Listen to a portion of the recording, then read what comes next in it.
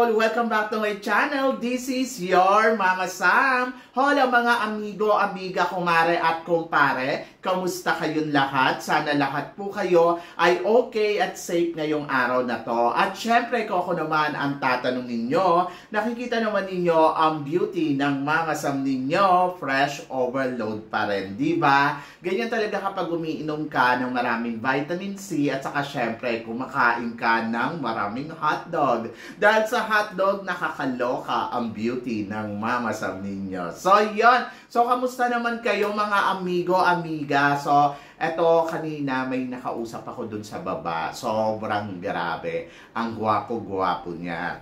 Actually, kasi yung pagpasok ko dun sa pinto, sabi niya sa akin, sabi niya, taga-taas din daw ba ako dito? So, sabi ko, oo. Pagkatapos, sabi niya, anong name mo? Tapos sabi ko naman, Sam. Tapos yon. Tapos ang dami niya ng tanong. So, syempre, na-curious naman ang lola ninyo. So, naupo na ako doon ng bonggang-bongga at nakipagtsikahan ako sa kanya.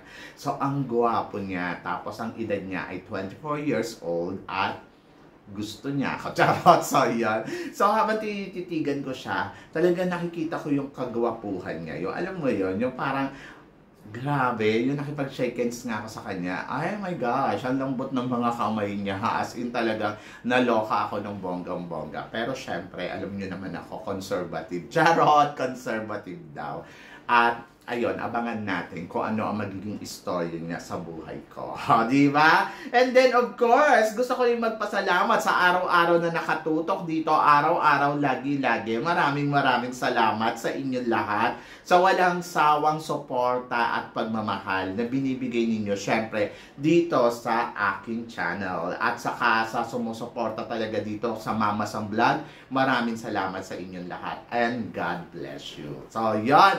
And then, marami tayong chika na talaga naman, oh my gosh, mga bagong update natin na pag-uusapan dito na talaga naman magtataas ang kilay ninyo sa mga chika natin for today. So, para mag-init lalo ang ulo ninyo, huwag na natin patagalin ang ating mga chika. So, para sa una natin chika, ito magugustuhan to ni Christine Ann Perez. King of the World Philippines 2024 second runner-up na si Errol Nasio. Tingin mo, Mama Sam, papalo kaya to pag inilaban sa male pageant? Sa Errol.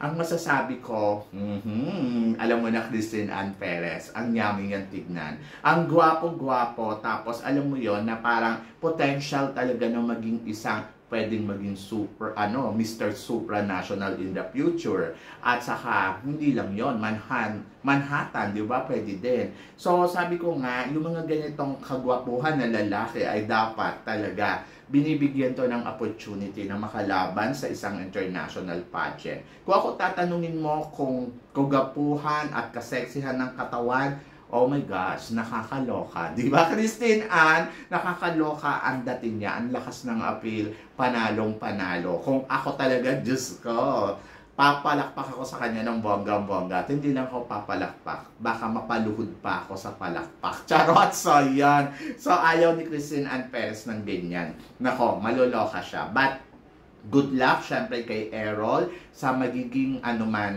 joining niya dito sa mundo ng pageantry. Ngayon ay King of the World Philippines 2024 second runner-up.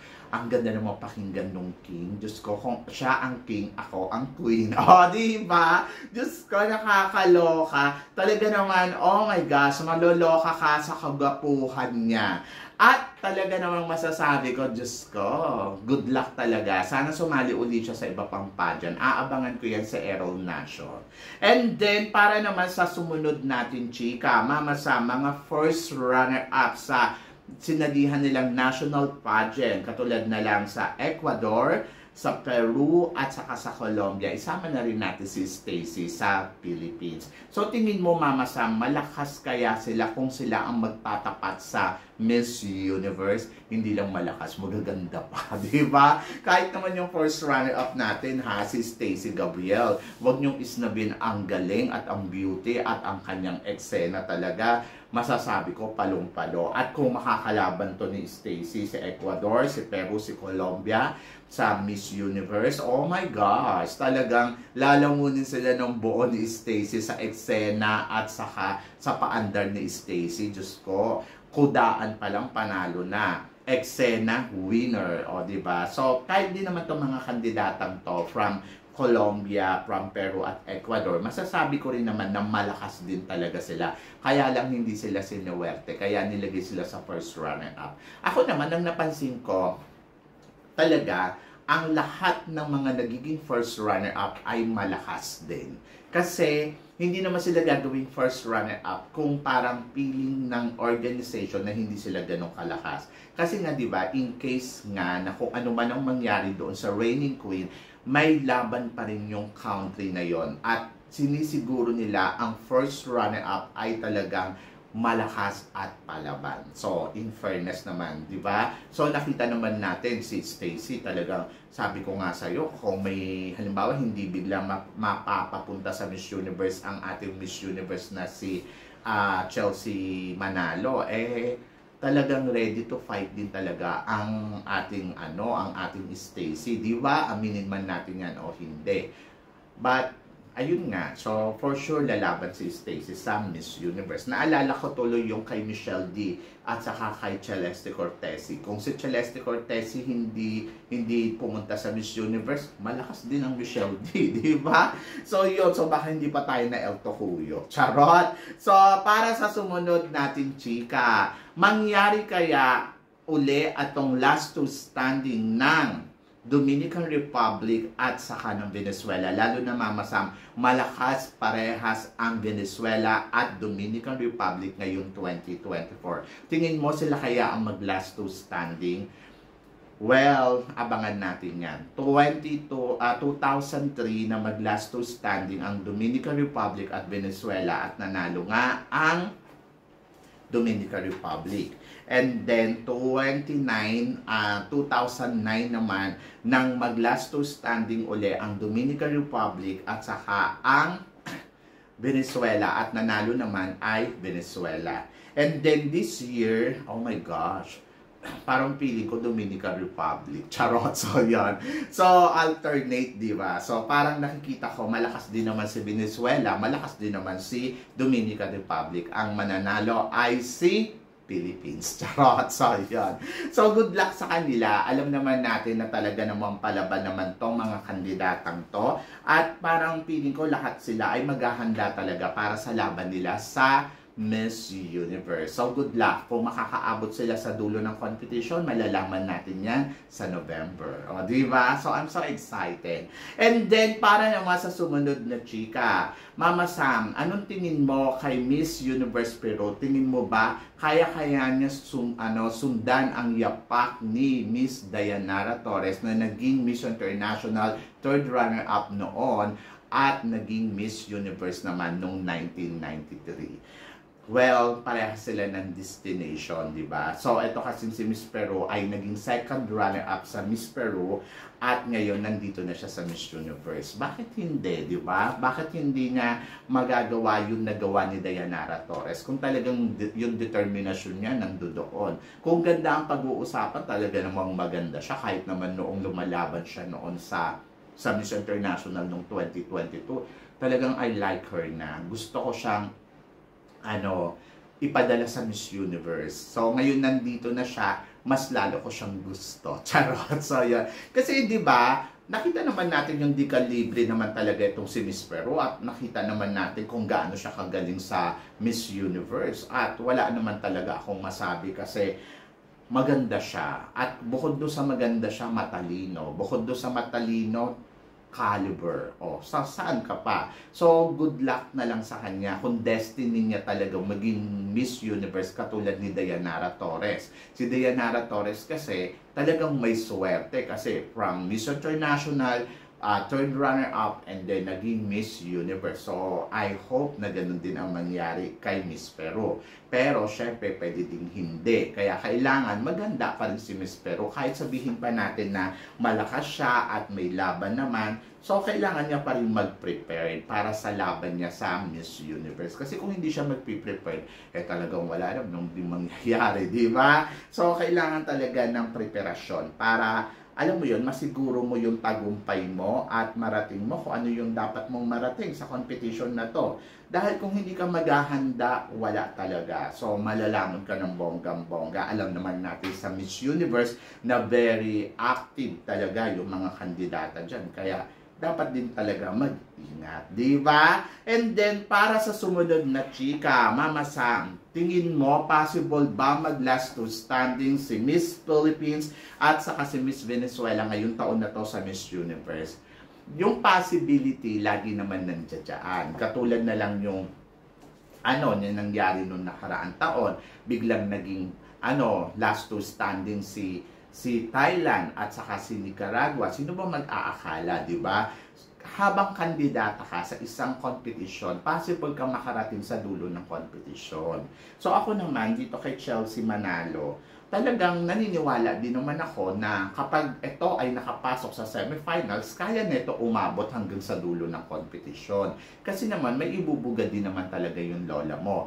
But syempre, kailangan pa rin talaga ng matindihang paghahanda, di ba? And then, kung tapatan sa Venezuela, kaya naman natin tumapat. So, maraming beses na natin nakatapat ang Venezuela sa laban pagdating sa beauty pageant. At naniniwala ako na kaya yung maabot ng Pilipinas pagdating sa laban na ganito. At naniniwala ako na paghahandaan to ni Chelsea Manalo. Diba? So, yun. Good luck. Kung sila magla-last two standing, edi ang bongga. Diba? So, yun. So, para naman sa sumunod na chika, Mama Sam, ano ang better not cause na gamitin ni Alexis sa Miss Eco? Yung not cause niya na lumaban siya ng Miss Iloilo o yung not cause na lumaban siya sa Miss Universe Philippines? Ay, gusto ko yung gagamba.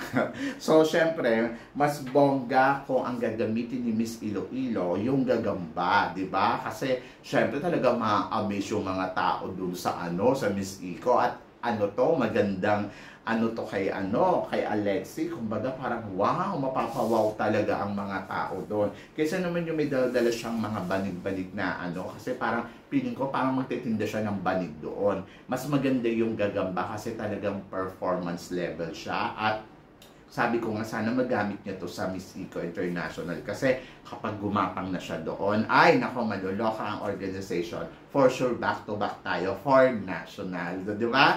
Best national costume. Di ba? So yun, so bongga yan.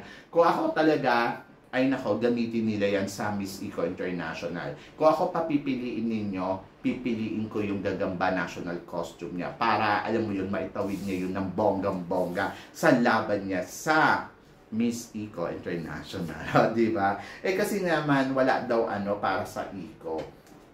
Ayun nga lang. Di ba? Kasi environment, di ba? So, medyo nakakaloka nga lang yun. Wala siyang connection doon sa Eco na yon. So, yung yung banig-banig meron kasi parang recycle. Di ba? So, yun. So, medyo nakakaloka. Pero kasi mas gusto kong gamitin niya yung gagamba. So, yun. So, kung saan siya komportable, pwede na rin yung may banig-banig kasi sa banig-banig, oo nga naman, recycle, pwede din naman, handicraft, di ba? So, bahala na sila kung ano yung gusto nilang gamitin national costume. Basta ako mas effective kay yung gagamba talaga. Kasi maganda naman kasi talaga siya mag-perform doon. Diba? So yun, ayawan nyo pa yun. And then, para sa sumunod na chika, Mama Sam, ano naman ang masasabi mo sa Miss Cosmo Honduras na si Brittany na naging dating Miss Grand Honduras 2023 top 20. So, dito sa Miss Eco, magiging top 21 na siya. Charot. So, yun. Maganda siya kung maganda ang pag-uusapan. And then, talaga namang pagandahan ng labanan ngayon dito sa Miss Eco. At parang feeling ko, ang mga kandidata nila ngayon talagang very strong. Hindi yung basta-basta candidates lang, di ba? So, good luck. Good luck kay Miss Honduras. Sana maka-eksena siya ng bonggang-bongga sa Miss Eco. Kung dati naging Miss, top 20 sa Miss Grand, dito top 21 na for sure. Charot! So, yan. And then, para naman sa sumunod natin, chika, Mama Sam, tingin mo, malakas kaya ang laban ni Chelsea Manalo sa Miss Universe? Gusto ko yung question na yan. For now, syempre, habang tumatagal, ay nakikita natin na parang lalo lumalakas nga ang Chelsea Manalo dito sa universe, kasi napipick siya ng mga taga ibang bansa, nalalagay siya sa top 3, sa top 1, sa top 2, sa mga hot pick, di ba? So parang lumalakas, parang nakikita natin na mabilis siyang mapansin. So ako, good points yon para sa atin. So siguro kailangan lang paghandaan talaga ng maigi ni Chelsea Manalo ang magiging eksena niya sa Miss Universe. And then, ayun, tulad pa rin na sinabi ko, matinding preparasyon para, alam mo yon, hindi naman ma-disappoint syempre yung mga naglalagay sa kanya sa top 1, sa top 3, sa para pag nakita siya, talagang alam mo yon, yung parang, ay wow, very strong at laban na laban talaga. So, nakakapanghinayang kung iisipin mo kung hindi siya mapapasama sa semifinals. Pero nandoon ako na naniniwala naman ako na lalaban at lalaban naman ang Chelsea Manalo. So, good luck and wish all the best, di ba? So, ako para sa akin, maganda ang pambato natin dito sa Miss Universe, and then abangan natin kung ano ang magiging eksena niya. At talaga namang pinaniniwalaan ko naman na ang organization ay tama ang pagpili nila sa laban nila. So, I wish all the best yon. So, good luck. Ayun lang yung masasabi ko. Kasi sa ngayon, hindi pa natin alam. So, nasa hot pick siya ng ibang mga candidates. Magandang balita yon para sa atin. Kasi ibig sabihin, talagang nakikita nila yung ganda na meron itong pambato natin. Pero kasi, ang dapat gawin nila ay maghanda sila ng bonggang-bongga para pagdating doon sa Miss Universe ay makasabay ang ating pambato. Kasi alam naman natin sa Miss Universe na very aggressive ang mga lumalaban doon. So, good luck, di ba? So, kahit ako, masasabi ko na malakas talaga ang pambato ng Pinas sa ngayon. So, sa nakikita ko, malakas siya. So, dapat lang talaga ng matinding training para sa kanyang transformation. So, yan! Kayo guys, ano guys ang masasabi ninyo dito sa mga pinag-uusapan natin ngayon? So, tingin ba ninyo, kakabog nga ba sila ng bonggang-bongga? So, i-comment below ninyo yan para at least malaman ko naman kung ano naman ang chika mo sa mga pinag-uusapan natin. So, yun guys. Syempre, maraming salamat sa inyong lahat sa walang sawang suporta at pagmamahal na binibigay ninyo syempre dito sa channel ko. At sa mga hindi pa po nakaka-subscribe dyan, please don't forget to click like and subscribe my channel. At i-click na rin po ninyo ang notification bell para lagi kayong updated syempre sa aking mga chika. Sabi ng ganun, always keep smiling and always think positive. Walang imposible guys. Magtiwala lang tayo sa itaas. Kaya guys, hanggang dito na lang. Hanggang sa muli nating chikahan. Paalam. Thank you guys.